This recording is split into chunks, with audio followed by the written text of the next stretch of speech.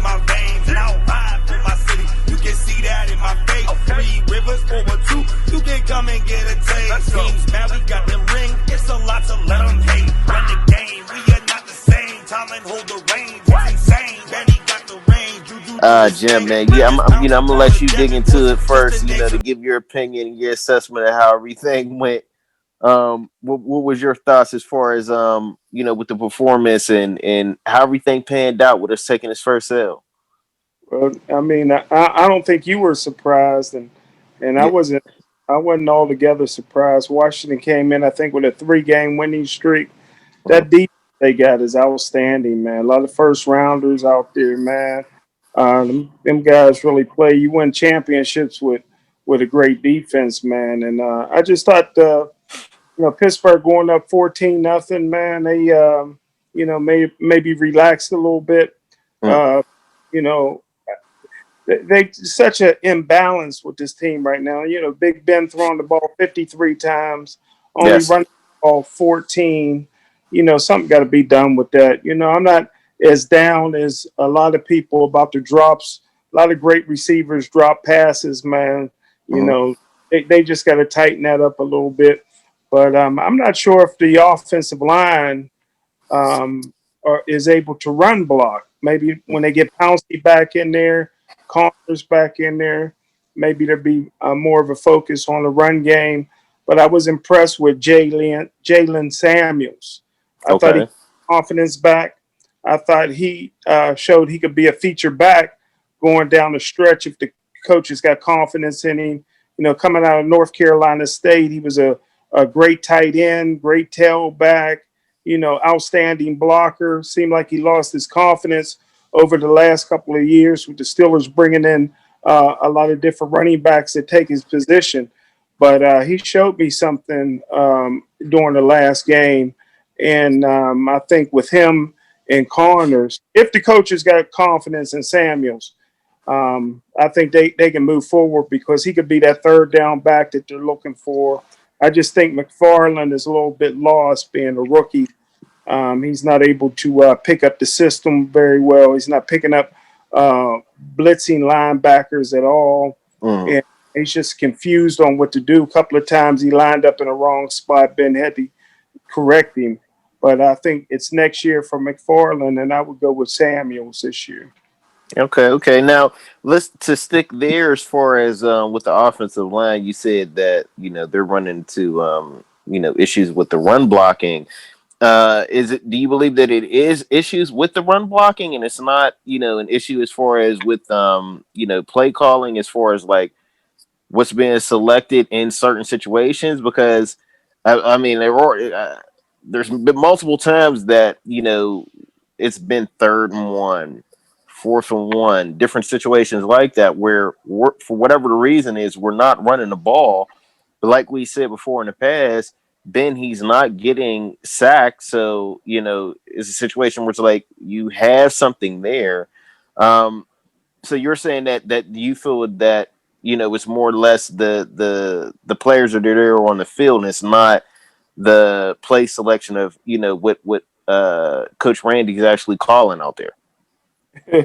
Well, it all starts with coaching.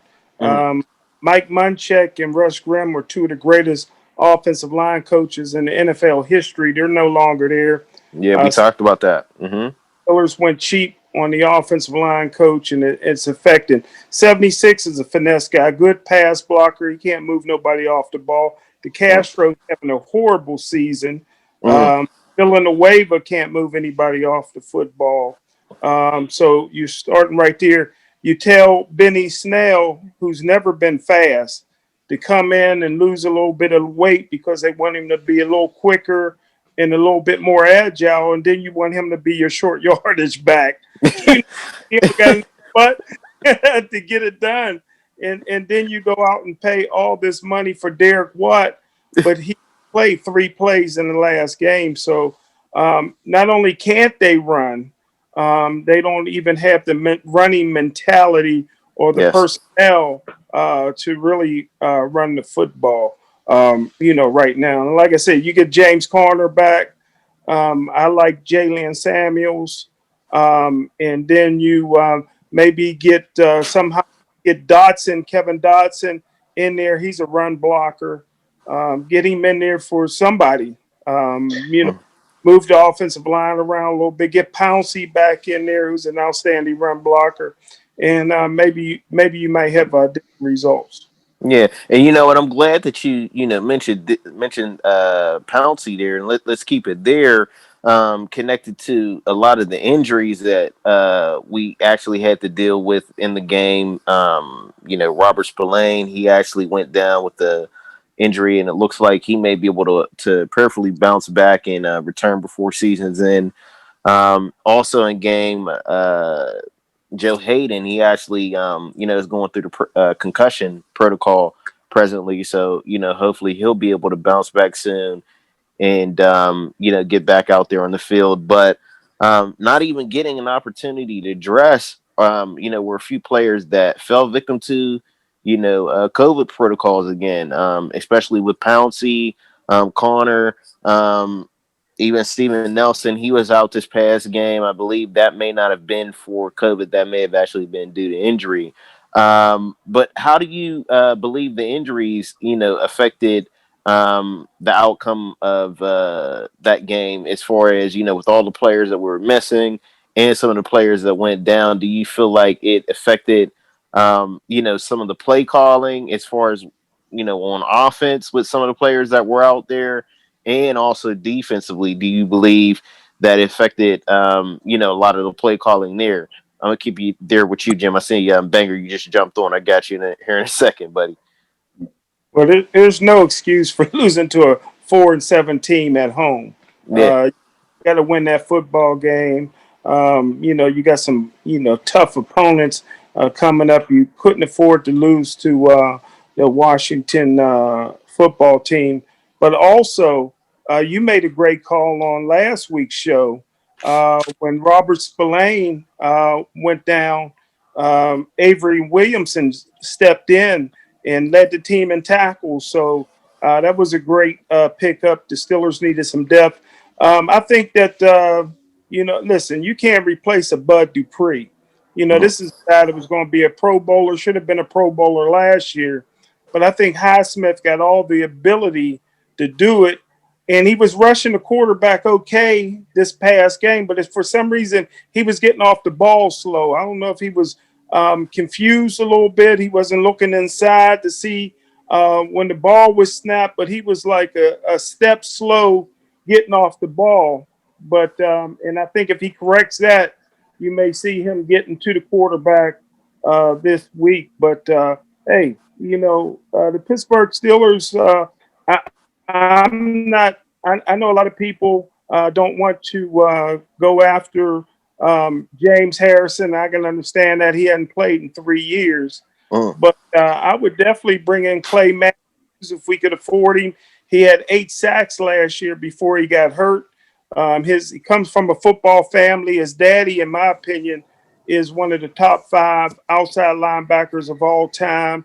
He's not in the Hall of Fame. You know, his uncle, is in the Hall of Fame offensive lineman for the Houston Oilers. Yeah. Yeah. He comes from a heck of a family. Even had a brother played linebacker at Oregon. But I bring in Clay Matthews. He played in that system, played in Green Bay. Dom Capers was his defensive coordinator, and Dom Capers learned this stuff from Dick LeBeau here in Pittsburgh. So right now, I would bring him in if you could afford him. You know, even if he got to sit the bench and not play him, that's fine too. But I'd rather have and not need than the need not have. Got you. What was your thoughts as far as with the turnout of the game and everything that transpired there on a Monday afternoon? Your Banger. Yeah, probably better to fix my earpieces. They went dead on me. Yeah, man. I tell you what, the Bud Dupree, the lack of having Bud on the team. Boy, you know what? Like you said, Highsmith is, he's good, but he was a step behind. And it was just trippy just to watch that game. I've been so used to seeing TJ and Bud at the quarterback every single play. It's either they both got him or one's there and the other one's a step behind him. And this time it was just TJ. And it was like, damn, you know what I mean? Like that lack of pressure, that lack of presence in the backfield was noticeable. Also, especially on some very crucial situations, not having Nelson really hurt. Yeah. Like Yeah. really hurt. Really hurt. On the offensive line, a lot of people have been talking about the left guard position. And that's where I heard people say they want to see Kevin Dotson go next. Is to shore up that side, the left guard. And that's left guard, that's crucial, man, for protecting the quarterback. That's a crucial position. And it wasn't things were holding up. However, on top of, despite all the issues, despite the horrible gameplay, the lack of execution, for whatever reason, we gotta remember, man, 3 games in 12 days. And everybody's fucked up. It is a mental thing too, as well. And it's like, man, like this was just what we played at 5 o'clock on a Monday. You know what I'm saying? And we're missing half the roster. I mean, it's just like that. You know what? I was trying to do that whole undefeated thing or whatever, but as a lot of people had told me on social media, hey man, let's get this loss out the way before the game. Everybody called it. We're gonna lose to Washington. Everybody been saying it. We're gonna lose to Washington. Watch. But let's get that L out the way, and full steam ahead from here on out. So we'll see what happens, man. I think with a lot of players coming back, it's gonna have a positive impact. Pouncey is necessary on that line. However, the whole Mike Munchak not being there is noticeable. It's noticeable. Yes. So hopefully they don't get cheap this next season and upgrade that situation. Especially with, it's like, come on, man, that's good business. That's smart business when you have a team of this caliber. You know what I'm saying? It's like when you have a Ferrari, you spend all this money for a Ferrari. Why would you put cheap gas in there? You know what I'm saying? Like, come on, man. Like, don't skimp on that part. That's you know what I'm saying? So anyway, yeah, man, it was a really tough, ugly loss. And unfortunately, it felt like we were going to lose the whole damn game. It just had that tone to it. It was like something was off. You know what I'm saying? So what I'm hoping is it's like in preparation for the Bills. See, the thing also with the Bills is what we think we're watching. They're 4-7. So what we always do, we play down. We play down the horrible opponents and then beat them trap games. With the Bills, we know they ain't no bullshit. That defense is nothing to play with. You know what I'm saying? So it's gonna, I know they're in the rooms right now studying and preparing for this game. And so I hope that they stay true to Steeler form this Sunday and rise to the occasion. Yeah, and you know what? Like you said, as far as with them rising to the occasion, they have to. I mean, like even if you look back to last year, where we're back in the same situation. It's a primetime game. We're playing against Buffalo. Very similar system. Head coaches, they both are cut from the same tree. Who's going to pull this thing out? It's going to be very interesting to see how everything maps out. One thing I wanted to ask you was what was your thoughts pertaining to the wide receiver and the tight end position, or receiving corps. They've been dropping a lot of balls, over the past couple games, especially Eric Ebron, Deontay Johnson. He's been dropping a few crucial passes. Me personally, I think Ben's not delivering the ball on some of those passes where they actually need to be. And I'm thinking maybe it's because of Ben with some of these injuries that he's had, where he's been missing a lot of practice time throughout the week. Starting to show in game. What was your thoughts pertaining to some of these drops? And then also, what can the wide receivers do to, correct, some of these mistakes? Can they hit the jug machine? I heard a lot of people saying that, but I'm not sure going to speculate on catching. I've never been a wide receiver in NFL. So I'm not going to speculate on how to prove that part. But I will say this, is that I agree with how you even prefaced the question. There was some ball placement that was very questionable, man. Like just some stuff was like there was some I forget who was off of Deontay or somebody where it was like, boy, it would hit the top of his fingers. Like there's no way he was catching that. And he was stretched out. However, with like I said, I don't want to put Deontay now with Ebron. There were some easy. There were some. He just flat out dropping it. Right. He just dropped him. He just flat out dropping it. He dropped him.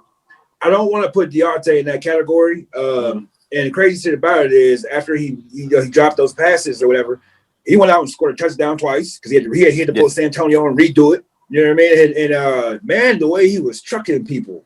Oh yeah.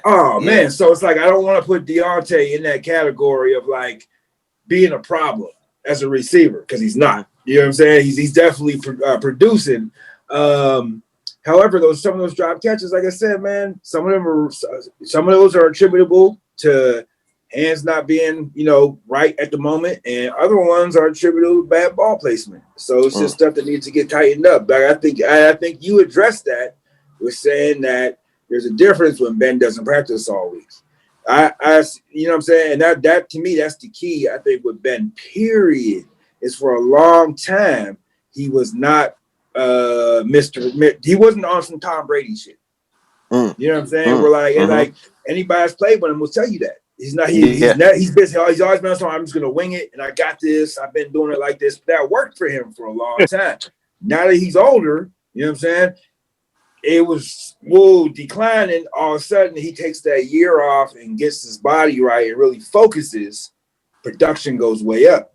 But you know what I'm saying? But he needs to keep that same focus and that same, you know what I'm saying, that same repetition so he can come out and perform to perfection. That's basically what you gotta do when you get up there like that, bro. Like I'm past that, man. So because that's one thing that I'm starting to hear from, it seems like a lot of Ben Roethlisberger's teammates, like especially Ryan Clark, like I'm pretty sure a lot of the stuff that he's saying is, for clickbait, but where there's smoke there is fire. And, it sounds like he's kind of calling Ben out. He's saying like, hey, listen here, you need to be taking it up to another level. And that was one of the things that I did notice, especially kicking it back to what you said, as far as, with us not having the undefeated season and potentially getting it out the way. I think a lot of fans kind of felt that way because they kind of figured, we were going to run into a point in the season where Ben was going to, it was going to be like it was on Sunday where we just didn't get the job done. See, you know what though, bro? Even with Ben's mistakes and ball placement, I can't even put the blame on Ben's shoulders. You know what I'm saying? Like, even there's times when he does deserve it, but like with this game, he just there was like, man, there was nobody. Half the team was gone, and for me, well, I kind of look at it on a not even a luck, on the odds level of the chair. Like if there's the odds are there's gonna be a fucked up game in this season where everything goes wrong. Well, odds are, bro, we're never gonna be in this position again with that many players gone and that much, you know what I'm saying, that much bad stuff going on with scheduling and everything else. Yeah. So I feel like we got the bad mojo out the way. The bad, you know what I'm saying? Like it's done, and hopefully, man, we can just keep on pushing forward. Because like I said, bro, we're never gonna be in that. I mean, damn, bro, we were in a bad situation. And that would be more incentive to try and establish some type of running game, and that's what confused me. Was I looked up and I'm like, what, Ben's close to like 50 attempts and he's only completed maybe somewhere around like mid-20s. It's like, figure like this though, bro, right? If you go into that game and you see that running isn't working, you ain't gonna win if you continue with what ain't working.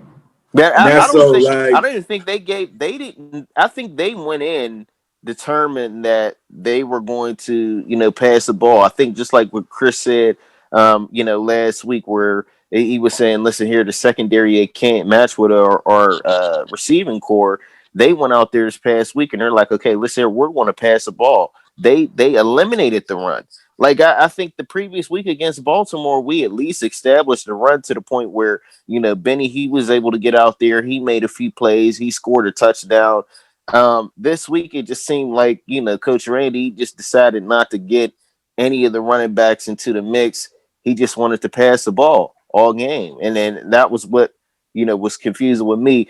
Let me kick it to you here, Jim. What was your thoughts, pertaining to, some of the play calling, and then also, with Ben's performance with some of the turnovers and, bad decisions that he made there on Monday. Well, let me first talk about the receivers. The greatest football coach I ever had was my dad. And my dad used to always say that all great receivers drop footballs. Mm-hmm. However, if a receiver gets his hands on the ball, he got to make that catch. Listen, Deontay Johnson is a playmaker. He's a big time receiver, but he's leading the NFL in drops. That ain't by accident. So you got to be smart as an offense. You can't go to that guy on third down. He has to be a first and second down type receiver. On third down is critical. You got to get that first down, unless you're throwing a short pass and you're expecting him with his playmaking ability to make somebody miss and go for a first down. Pittsburgh Steelers, Ebron's dropping on third down, and then we got to punt the football. Then I've never seen a backup tackle come in the game and you throw a fade route to him like he's a wide receiver to the end zone. That was a bad play call sent in from the sideline. You know what I mean? He had no chance of getting that ball. A fade route to a tackle. He's running backwards. About 3 different teams. And then you go McFarland. Like I said, McFarland's a rookie. He's lost out there. Le'Veon Bell would have made that catch deep down the field. He turned the wrong way. All he had to do was keep running and just fade a little bit towards the sideline. He'd have caught it and run for a touchdown. But those are coaching decisions. They're putting those guys in the game. Ben's throwing the football, and you can't expect those guys to make adjustments. But like Banger said it all, man. You and Banger, man, listen, it was a bad game. They had a lot of people out, but they're professional. Whether you got 5 days to prepare or 10 days to prepare, you're professional. You got to come out and you got to perform. And now I don't care if you had half the team is good enough to beat the Washington football team. You know what I mean? Washington would get ready to quit in that first half. You know what I mean? I put all that on the coaching and the play calling and whatnot. You had that team ready to quit.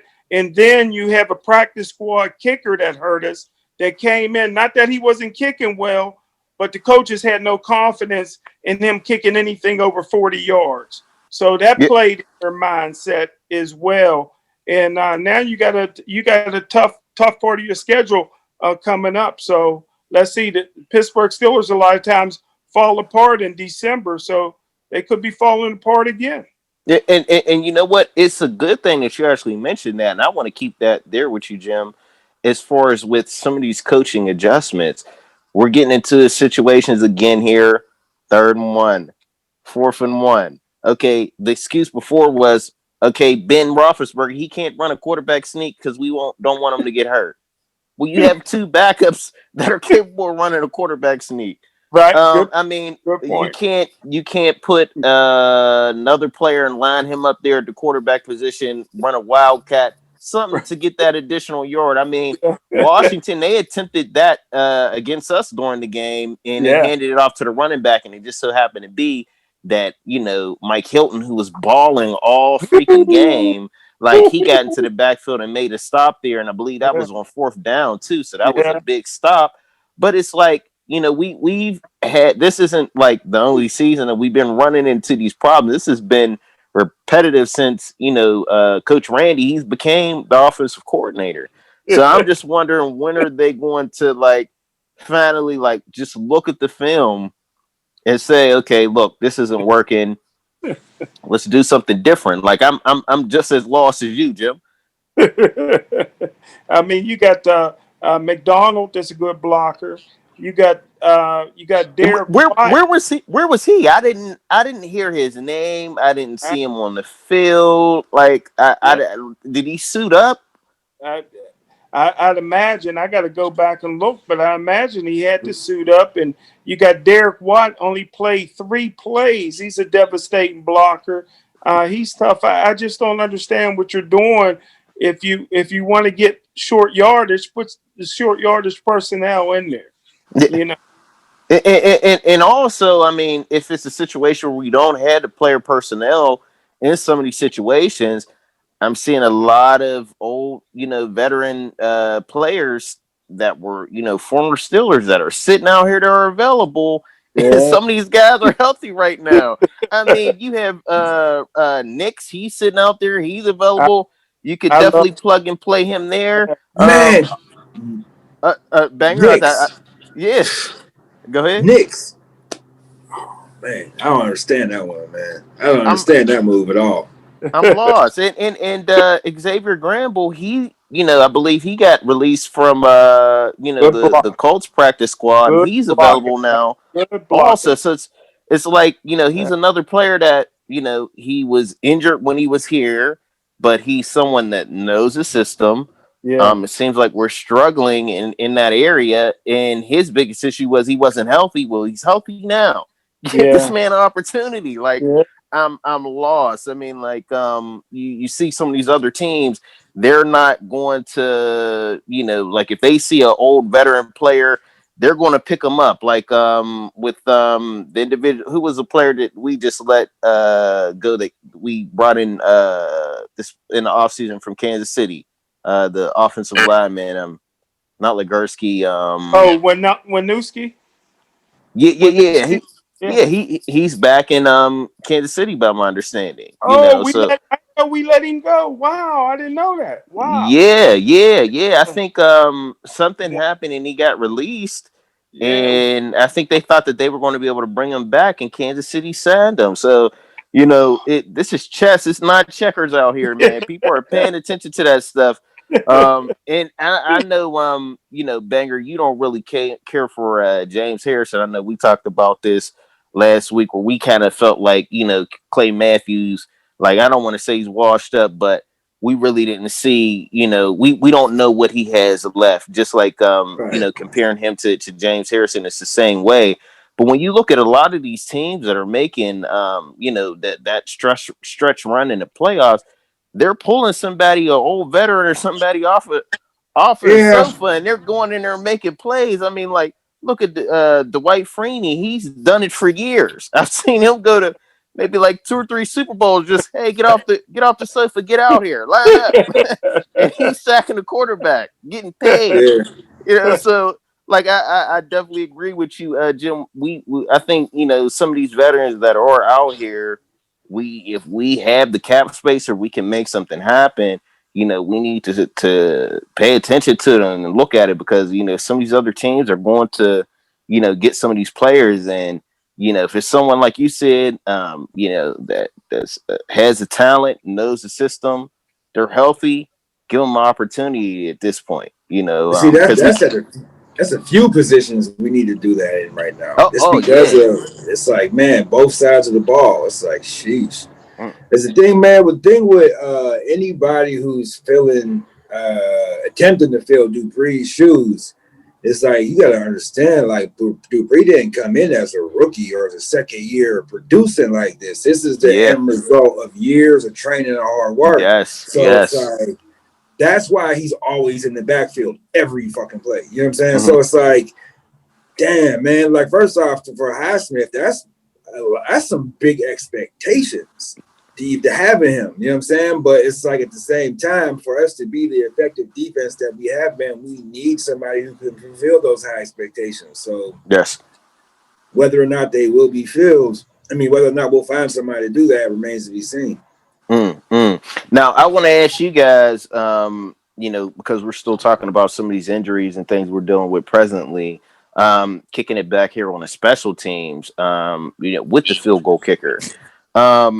It seems to me like Pittsburgh is looking for, that kicker that's accurate within 45 yards and nothing above it. I mean, even with Boswell, like he has a pretty decent leg, but he's only accurate from about 45 to 50 yards. This backup that they just brought in, like you said, Jim Tomlin, he didn't even have confidence for him to go in there and make a field goal this week. And probably for a reason. So that's why I want to ask you guys, with the COVID protocols and everything that are in play, where if you bring a player off the street in, there's a certain period of time that they have to sit out before they can suit up. Um, should the Steelers be concerned with special teams play going into this game Sunday night? And if so, should the coaching staff prepare themselves offensively and defensively for this, with their coaching style and with their play calling? I'm gonna keep it there with you, Banger. I mean, I almost feel like you have to as far as the special teams play, because if you don't have an accurate kicker, we all know that that will literally lose games for us. It's happened more than once. How we could prepare? Oh man, because the reason why the reason why I'm asking this question, Banger, is because if it's a situation where, okay, we know that our field goal kicker, we're basically just going to be utilizing him for short field goals, extra points and such.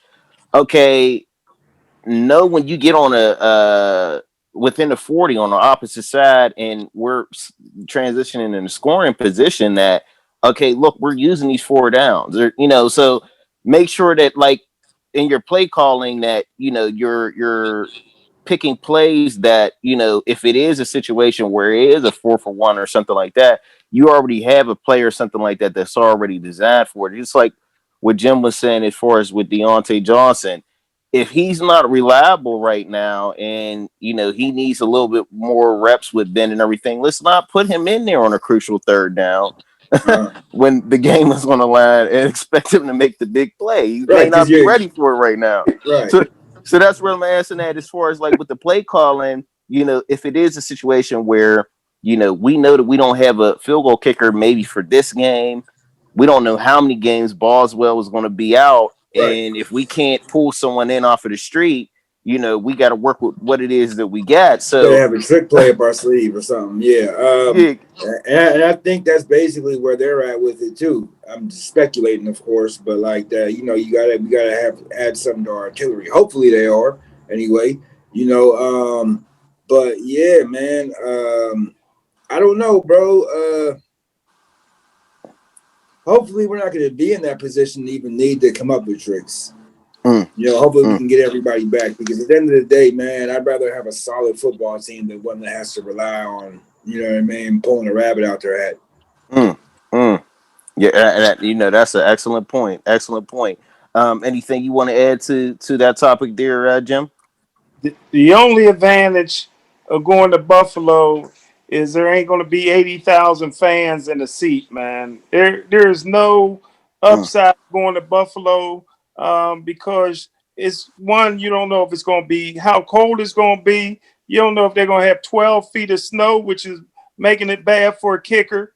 You don't know if the wind is going to be blowing crazy, which is bad for a kicker and the quarterback on the team that throws the football 104 times in the past 2 games. So there's a lot of things that we have to be concerned with. We can't seem to get Ray any running lanes on punt returns, or we're blocking people into him, almost hurting him. It looked like roughing the punt returner, but here we're blocking somebody into our punt return guy, which could have caused a fumble. But hey, I tell you what, man, it's a lot when you have a practice squad kicker. And you made a great point, Mike, when you said that there's a period of time they just can't get. There's some good kickers who's unemployed right now, but it's not going to help us with the Buffalo game, because we bring them in right now, they're still going to have to sit out 5-6 days. Now, was this kicker that we just brought in, is he someone that we brought in, or was he already previously? He was on the practice squad. Yeah. And that was another reason why I was asking, like, are they looking at these kickers and factoring in the leg? Because it's That's the like, thing. If he's how on the can you practice say squad, they already. You gotta figure, bro. If he's on the practice squad, they know what his leg can do. That's what I'm saying. If they don't trust him past the 40, there's a reason so? why. So that's my point. Why is he on the practice squad? Get him out here. Get someone that has a leg and give them the opportunity. Man, you know what? I think. Correct me if I'm wrong, Jim. But I think it might have just boiled down to timing with protocols they have to follow. Yeah, It was like, yeah. man, like when you don't have time to bring in somebody from another team, we got to bring in somebody that we already get, been practicing with the team and and COVID and all that, But no, So I'm it's I'm like, I'm I'm I'm saying at the beginning of the season, like you said, you yeah, know what it is that you got. You know if someone's struggling, you know if someone has a leg that they can make the kick, or if they, are having accuracy yeah, issues, coaching and everything that comes, it comes into play. So I just kind of feel like on a coaching standpoint, if it's a situation where you already had this guy, he's already signed to the practice squad and everything, we're in game. You got to throw it out there. You got to give him an opportunity, especially when we're in that point. Like, I mean, would you have rather have seen him, maybe attempt, what was that, a 45-yard field goal? yeah, And yeah. if he'd have made it, he would have made it. If he'd have missed, he missed. Or been running that wheel route garbage that he put out there. Like, I mean, if they'd have said, okay, look, it's 4-1, we're going to run the ball because our field goal kicker's out the game. If we would have got stopped up, everyone would have understood that. Then we would have known what the problem is. Okay, look, we got to address the running situation because maybe the line didn't block on that play, or if Benny he's the goal line back. If it's 4-1, you should have your ass out there on the field. You should be picking up that yard. That's no different than you being on the 1 yard line scoring a touchdown. If you're the goal line back, you specialize in getting that 1 yard. Let's get it. I mean, but we can't even have that conversation when they don't even give you an opportunity. We're running fly routes. Zach Banner's out the game. He's the person that you would want to throw to, not that guy that was in there. Like he's stumbling backwards and dropping the ball. I mean, Man, it bro, was a sad Zach show was out watching there. that shit, man, like ready to break his fucking TV when he saw that shit. Like, man. But I mean, like I agree with you guys. I think this is like a game that we just need to put behind us, but we can't transition and move forward if we're not addressing some of these things. And that's one of the things that I think, during this whole 11-game winning streak, we just kept letting bullshit pass. Like, hey, we're winning. We're winning. Now it's like we took this first loss and everybody's like, okay, we have a laundry list full of things that we need to, fix. So I think if the going into this game, that with us transitioning over here to the keys to victory against Buffalo, in my opinion, you guys can let me know what you think. I think that they need to reflect back on this season, a lot of the things that they've done right and a lot of the things that they've done wrong. And on a coaching standpoint, if they can make those adjustments, I feel like we should be able to beat Buffalo coming up Sunday night. If they don't make those adjustments and we go back out here and we don't have plays when we're in situations and it's 3rd and 1, 4th and 1, we're on R40, R35, and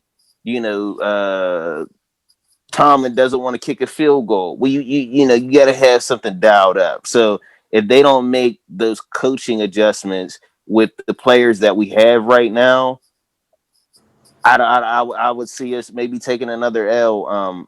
Coming up this Sunday. Let me see what your thoughts. Or is there a banger? I think the first key is return of key personnel. Yeah. Like Jim said earlier. Well, before I get into that, another thing that Jim said about McFarland and him not running the route properly. That really is that's why I say that we need that key personnel back, man. We got young guys who don't know what they're doing, don't have the experience, and those mistakes can cost us games. So that's the first thing is getting our veteran players back this week. Another thing that Jim brought up, though, was the weather in Buffalo. When we were up there last time, we had Le'Veon Bell, so he ran all over because he's an Ohio boy, Northern Ohio. He grew up playing football in the snow. That's what he likes. That's different than, at the same time, though, what I would like, that's his scenario on the ground, is James Conner. He's from Erie, Pennsylvania. He's familiar with it. He also grew up playing in that. So I think he knows how to play in the snow. So I'm cool with him running the ball. But I do think that the ground game is going to be crucial in Buffalo because it's December, it's cold, it's windy, they're by the lake. They're like, I don't think wind is ever not a factor in that tiny stadium. Ever. It's completely flat. There's no trees, and that stadium sits about 50 feet off the ground. So That's Buffalo for you, but I hear you there, man. They have to get running game established just even for the clock control because I mean we look like that performance that we put out there on film on Monday. It reminded me of Tommy Maddox when he used to just get in there and just sling the ball around, and before you know it, he'd have 350 yards, 400 yards, a few touchdowns, but we still were losing. Right. What's the keys to victory here, Jim? Give it to us, baby. Well, I tell you what, the biggest thing, you got to stop that big quarterback, Josh Allen, man. He's a very underrated guy as far as his mobility and his ability to run. He's a tough kid. He's strong. But Stephon Diggs is another one, man. That's a magical receiver that can just slice you and dice you, and then he can just make you disappear. In that miracle play he had against New Orleans that time, I still don't know how they missed him on that, man. So he got some magic to him. And the little running back, man, Devin Singletary, man, he's a nice little dude, man. He's small, he's quick, man, very productive. Great college player, had a great rookie year. They're a young team still, man. We're the veteran team. Steelers is an experienced team. They just got to come in. Buffalo's fired up. They're excited. This is one of the best teams they had in a long time since Jim Kelly was back at quarterback, man. They love their football too in Buffalo. And like you, Banger, and Chris always say, when teams play against the Pittsburgh Steelers, they play the best of their capabilities, man. That's like their Super Bowl, man. And Buffalo would love to beat the Pittsburgh Steelers. Most of them players probably grew up dreaming that they'd be a Pittsburgh Steeler one day. So, yeah, and you're right about that because I mean Washington, man, they're acting like they won the Super Bowl, man. We're dead. Like when it's Wednesday going into Thursday, it's like, okay, you guys had your W. Like, let's move forward now. So yeah, I hear you guys there, man. One thing that I do want to mention is James Washington, man. We got to give him his props over the past 2 games. He's been balling out there. He was the player of the game last week against Baltimore. With that crucial fourth quarter catch that he made to, extend the drive and, propel us to getting the victory there. And, he just flat out, he's been balling out and he balled out this past week, caught a couple nice catches, ran one in for a touchdown. He needs to be getting more opportunities. Like you said, Jim, Deontay Johnson, man, I love him. He's leading with the league in targets and receptions right now, by my understanding so he's putting it together, but we got to try and get James Washington into the mix because he was drafted for a reason, where he was drafted at, and he's looking like he's starting to cook up. And, Ben, he has that confidence in him where, he's giving him the ball. I like to see him out there on the field a little bit more. Well, what's crazy is that both Tomlin and Ben both said that they're going to start incorporating. He needs to be in the game more. Yes. What's crazy, man? His first year, I think, I forget what happened, but he had made some crucial drops, and I was a little suspect about his hands. I wasn't completely confident And even with last season, but this season right here, it seems like he's really coming to his game in the NFL. And those catches he's been making have been in high pressure situations. Yeah. Double teamed, whatever, or just even that, like he's made some very difficult catches as well. And he's impressed me with his hands. That's what's been impressing me. Is his hands, his ability to catch and make those splash plays. And I don't want to, just jump out there, but I'm seeing like, dude, every time he touches the ball, he's been doing something special this season. He just hasn't been touching the ball a lot. But every game he gets those 2 free passes, and I see a lot of potential there, bro. I see a lot of potential there to kind of what reminds me of. I saw I want to sound this one not jumping out there. I saw some splashes of unarrogant Antonio Brown there a little bit. Minor splashes with those certain plays. Like, man, I got one on a 3rd and 6, or you know what I'm saying? Double coverage, that 76-yarder where it was like it wasn't even so much the I caught the ball and ran with it. It was the fake outs and the like, you know what I mean? It was that stuff that like the Antonio do with the head fakes or whatever that would make people jump this way. And oh man, bro, that body control. But I could be jumping out there, but who knows?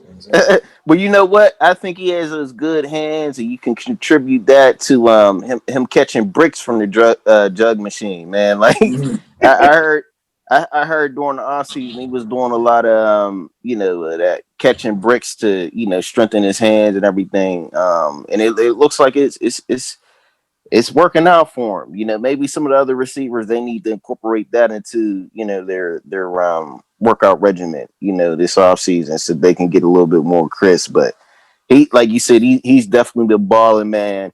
We need to give him the opportunity to shine a little bit more. And I feel like if he can come out there with that same energy, intensity, and make some plays, man, we can get this thing turned around and hopefully walk out with a victory and go up 12-1, and then we're off the next week. Keep this thing running. Like you said, we got this L out the way already. There's no place but up. There's no place but up. And we got the Cleveland Browns behind us. That's another thing we talked about last week. These Cleveland Browns are serious. They are serious, and they're only 2 games behind us. So we got to pick it up. We can't be like Jim, what you said as far as with us having a bad December. Nah, man, we got to be in good mode ready for the playoffs, man. Yeah, you can't afford a bad December this season. Nah. Yeah, definitely. Yeah, but as far as James Washington, if you remember when he was in college, he was known for his comeback catches. Yeah. He won the Blitnikoff Award, saying he was the best receiver in all of football. And like Banger said, he didn't have his confidence his first couple of years, but he's a guy that you can win championships with. I just hope they find a way to keep him on the team because the guy's just steadily improving. In the off season, when he got his degree at Oklahoma State in agriculture, he's a farm boy, man. That's all he wanted to do was plant seeds. In an off season, he went and worked in his dad's farm, lost about 20 pounds. Like you said, man, catching bricks, doing whatever he wants. And he's a team player, gives the ball to the referee, never gets excited, just goes out and does his job. He never pouts on the bench. But I would really hate for him to go to another team and become that Pro Bowler when we had him right here, because that's the type of guy you can win championships with. Yeah, you definitely see the flashes, and then also, as far as with James Washington, one of the best things that I'm actually keeping in the back of my head is that, again, it kind of looks like the Steelers have some type of faith in Mason. He's sitting there, so as long as Washington keeps balling, it has to be something at some point that should click and say, oh, wait a minute. You see what Ben just did, how he just threw the ball to him on this pass? When I get in there, I'm going to do the same thing. Like, I'm capable of doing the same thing. But he's not. That's the problem. He's not. This ain't college. Not in the NFL level. Not for Mason. Fuck no. All right, you guys, man. Well, look, That's another great show in the books, man. Next week, let's put on another one, man. It was beautiful chopping it up with you guys. And let's go Steelers. For sure.